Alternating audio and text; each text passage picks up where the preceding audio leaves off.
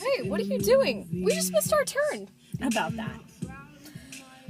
We're not going back to Converse this year. We're going to Wofford. Wofford? What are we going to get out of that? What's the point? You're making me leave the fabulous institution of Converse College, which is way better than Wofford. We have more majors. To follow you go husband hunting? We've stuck to the row like every weekend with the best, most scandalous outfits, and no one seems to pay attention. I thought it was ring by spring, or you get your money back at Wofford. It is, okay? It's just a matter of having the right one-night stand with the right trust fund baby, and the rest of our lives are set. We'll keep going to the row every weekend until one of them just drops into our laps, if you catch my drift. Wow, if you say so. From my experience, it's not that easy at Wofford. They have, like, standards or something. And plus, we get competition from all these Wofford girls with their barber coats and their toy birch boots. We're never gonna get noticed. Okay, but what are you really leaving behind at Converse? There was nothing left for us there. Speak for yourself. I was working on getting at least 3 guys to come home with me, and I got one of their phone numbers, but I stole it out of his cell phone when he wasn't looking. Does that count? No, okay? And just face it, there's only so many guys in our day classes, and we haven't managed to pick anyone up from Pint Night and take them home with us in weeks. You have to call a dry spell when you see one.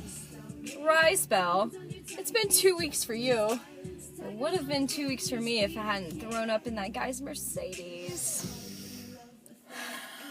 That's a dry spell.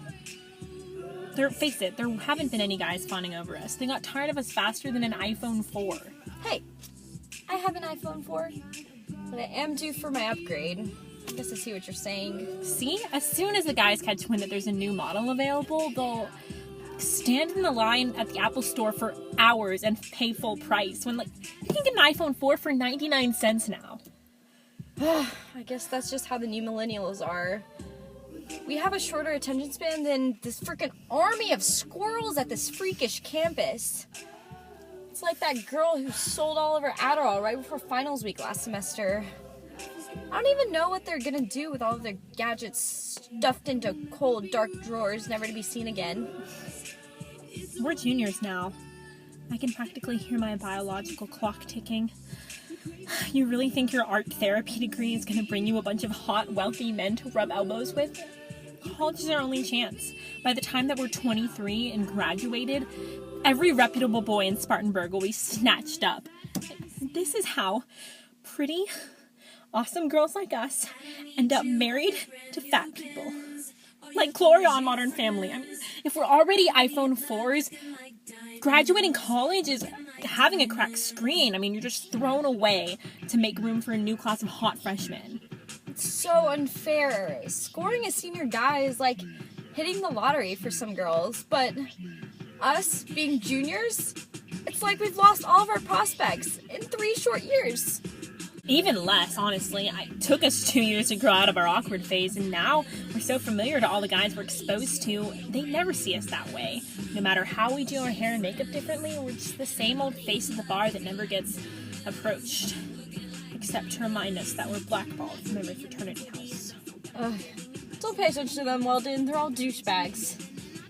We're gonna have to accept that. What else are we gonna do? You gonna get a job? Try to support yourself? You wouldn't even have time to check your Twitter. Oh my gosh. Let alone go out at night. Not my Twitter. Look, as is, our case is hopeless. Even our cute good morning text messages keep going unresponded.